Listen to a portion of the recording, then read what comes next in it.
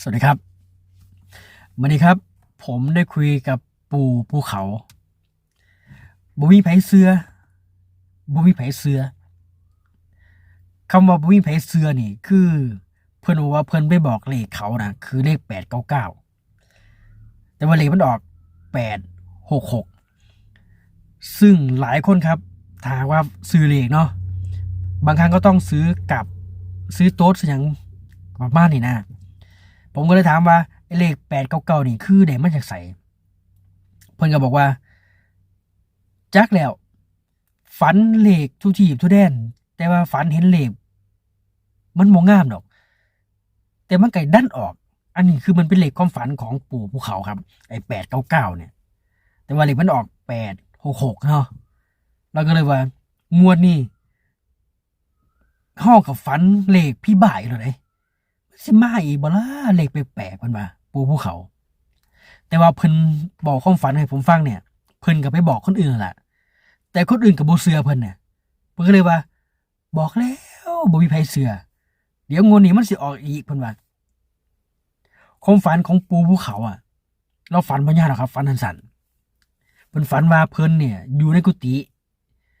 ประมาณสักช่วงเวลาประมาณสักช่วงสายๆน่ะประมาณสัก2-3โมงเช้า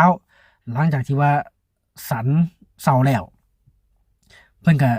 ประมาณว่าเพิ่นสินอนนะกินอิ่มแล้วก็สิมานอนเมื่อยว่าซั่นแล้วจู่ๆนี่ มีไผมาเคาะประตูกุฏิเพิ่นก็บ่ฮู้เนาะเคาะดังแฮงไดดังโป๊ะๆๆจนเพิ่นแบบโมโหจนสิร้ายจนสิด่าเลยล่ะบัดเปิดประตูออกมาฟึดปั๊บกำลังสิร้ายกำลังสิด่าอ้าปากซื่อๆบ่กล้าด่าเพราะว่าพระเห็นเป็นพระมาเคาะประตูเพิ่นซึ่งพระแก่มากๆอะล่ะเพิ่นว่าโอ้ยถ้าแก่เนี่ยผมเราว่ามันเป็น100ปีแล้วมั้งว่าเขาแห้งๆว่าซั่นเขาแห้ง พระรูปนั้นถือผลไม้ลูกหนึ่งมาให้กับปู่ภูเขาซึ่งเราเบิ่งบ่ออกว่ามันเป็นลูกอหยังมันออกเหมือนกับแอปเปิลก็บ่เชิงว่าเป็นแอปเปิลเป็นลูกท้อก็บ่เชิงว่าเป็นลูกท้อเป็นสาลี่ก็บ่เชิงว่าเป็นสาลี่คือแกก็ดูไม่ออกว่ามันเป็นลูกผลไม้อะไรแกก็เห็นอยู่ แล้วพระแก่ๆคนนั้นก็คือเอาผลไม้ลูกหนึ่งให้กับปู่ภูเขาซึ่งปู่ภูเขาเราก็รับไหวคามือเลยซึ่งเป็นลูกผลไม้ใหญ่นะใหญ่หน่วยซ้ำสมโอเลยล่ะแต่ว่ามันหน่วยเหมือนกับลูกท้อเหมือนกับแอปเปิลเหมือนกับสาลี่แต่ว่าสีเนี่ยมันออกสีแดงอมชมพูใหญ่ๆเราก็รับไหวคามือรับไปรับมาแล้วเราเห็นเป็นตัวเลข เราเห็นเป็นตัวเลขเป็นเลข997เลขพี่บ่ายหยังน้อล่ะวะเลขพี่บ่ายยังสิมาจังซี่น้อเลข997หมุนไปวนมาหมุนไปวนมามันเป็นเลข997แล้วก็พระรูปนั้นแล้วก็ยิ้มเฒ่าๆยิ้มเสร็จปุ๊บแล้วก็หันหลังย่างดงๆๆๆๆๆหายไปเลยบ่แม่นว่าหายแวบใดคือย่างไปใกล้จนสุดหูลูกตาน่ะแล้วก็แนมบ่เห็นแล้วก็เห็นลูกข้างมือน่ะผลไม้ข้างมือเห็นเป็น997 พระทางไหนเนาะเอามาให้เนาะนี่ความฝันของปู่เขามีแค่นี้ผลไม้มันมีตัวเลขอยู่ในผลไม้นะ997หรือว่ามันจะเป็นบวกประมาณเหมือนเขาตีตาบอตีตา997นะแต่ว่าปู่ภูเขาเนี่ยเราบอกว่าพระรูปนั้นหรือจะเป็น8 9897แต่ถามว่าเป็นเทวดายิ่งเราบอกว่าต้องเป็นเก่าไว้แล้ว997น่ะ1,000,000%เลย997 1,000,000%แต่เป็นพระ เฮาก็เป็นพระเราก็เป็นพระหรือจะเป็น897นี่คือความฝันของปู่ภูเขาฝันบ่ยาวดอกฝันสั้นๆแต่ว่ามันตลกแฮงใดฝันสั้นๆแต่ว่าเห็นตัวเลขนี่ล่ะฝันสั้นๆเห็นตัวเลขแต่ว่ามันแปลกเอาตรงที่ว่าบ่ฮู้ว่าผลไม้น่ะมันเป็นผลไม้อิหยังลูกใหญ่ๆเท่ากับส้มโอสีแดงๆอมชมพู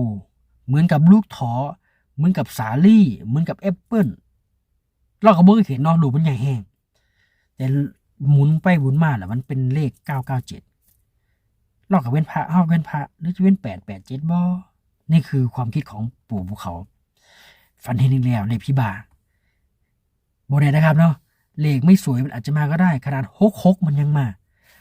866มันยังออกงวดนี้อาจจะเป็น899บ่เออเนาะพวกงวดก่อนเราบอก899ได้ล่ะมันออก866งวดนี้997แล้วอะ897หรือว่าจะเป็น899เหมือนเดิมบ่ผมก็บอกกับเราผมก็บอกว่านี่แหละแต่ว่าบ่ต้อง บ่ต้องคิดตามก็ได้ครับก็แค่พิจารณาแค่ตัวเลขก็พอตัวเลขในผลไม้เนี่ยก็คือ997แต่ว่าปูภูเขาเนี่ยคือเราพิจารณาแค่ว่าเป็นพระเป็น897เราก็เลยประมาณว่าอาจจะประมาณนี้แต่ว่าเลขงวดก่อนของเราคือเราบอกเลข899แต่มันออก866งวดนี้ผู้ใดสิซื้อเลขพี่บาฮิบาคือเราก็ลองมึงกันเลยครับเราเป็นคนบอกเองไหนว่าเลขพี่บาฮิบาเนาะมันสิมาอีกบ่เนาะเลขพี่บาฮิบาบ่แน่ได้มันออก66แล้วงวดนี้มันอาจจะออก99ทุกทีนะครับมันก็เป็นไปได้หมดอย่าคาดหวังครับแล้วเราจะไม่ผิดหวังคือเราบอกว่าเรากับบ่ได้คาดหวังเลยล่ะเลขประมาณนี้จังใดมันก็ออกยากแต่ว่ามันก็บ่แม่นว่ามันก็สิเป็นไปบ่ได้มันก็เป็นไปได้หมดนะครับความฝันของเราครับบางเทื่อก็เราก็ฝันแม่นบางเทื่อเราก็ฝันออกแน่บ่ออกแน่ครับคนเฮาถ้าหากว่าฝันแม่น10เทื่อวันนี้ก็คือสิพอมีเงินทองเหลือใช้ล่ะถึงจะไม่รวยแต่ก็อยากให้มีทุกคนแบบไม่ขาดมือมากกว่าเนาะผมก็อยากหาแนวทางตัวเลขครับที่ว่าเพิ่นฝันแม่นมาเล่าให้ฟังนั่นแหละแต่ก็บางเทื่อก็บ่ฝันไปบางเทื่อมันก็เข้าแน่บ่เข้าแน่ก็มันบ่ฮู้ครับถ้าฮู้ว่าวันนี้ผมก็สิทุ่มหนักๆเหมือนกันแหละแต่ว่าก็ย้อนมันบ่ฮู้แหล้วเพราะว่ามันเป็นแค่แนวทางมันเป็นแค่ความฝันเหมือนกับความฝันของผมแหละครับผมว่าขนาดผมฝันได้ตรงๆมันก็เข้าตรงๆแหมแต่ก็มันก็มีบางช่วงที่ว่าฝันดุๆแต่มันก็บ่เข้าก็บ่มีเนาะครับมื้อนี้ก็ลองพิจารณาเบิ่งก็ได้ครับเพื่อตัวเลขของเรามันจะมาอีกรอบหนึง16มีนาคม69ส่วนตัวเลขตัวใดที่ว่าเฮามักเฮาก็ลองจดไว้ถ้าบ่มักเฮาก็ลองจดไว้เพื่อเปรียบเทียบก็ได้เนาะแล้วก็ถามผมว่าเป็นจังไดแหน่น้ำพริกเรา ผมก็ส่งไปให้เรากินนี่ก็2รอบแล้วได้นี่ส่งให้เรากิน2รอบแล้วก็บอกว่าแซ่บเอามาอีกแหน่แล้วว่าหมดแล้วได้ผมก็เลยว่าถูกเลขนั่นก็อุดหนุนแหน่ผมว่าพอเป็นญาติเนาะเป็นญาติกันสินะครับเพราะว่าเรามีศักดิ์เป็นน้องเท่าแม่ผมว่าถูกเลขนั่นก็อุดหนุนผมแหน่ผมว่า โอเคครับหลายคนครับก็ยังถ้าหากว่ายังสนใจเกี่ยวกับเหรียญเกี่ยวกับตุ้มเกี่ยวกับน้ำพริกก็ทักมาสอบถามหน่อยนะครับเนาะพอถืออย่างก็ขึ้นอยู่กับความเชื่อบ่แม่นน้ำพริกได้หมายถึงว่าตัวเลขกันแหละไอ้น้ำพริกนี่ก็มีจริงๆครับน้ำพริกมีจริงสัมผัสได้จริงกินได้จริงชิมได้จริงนะครับโอเคครับไอ้ทุกคนโชคดีกันมานะครับเนาะ16มีนาคม69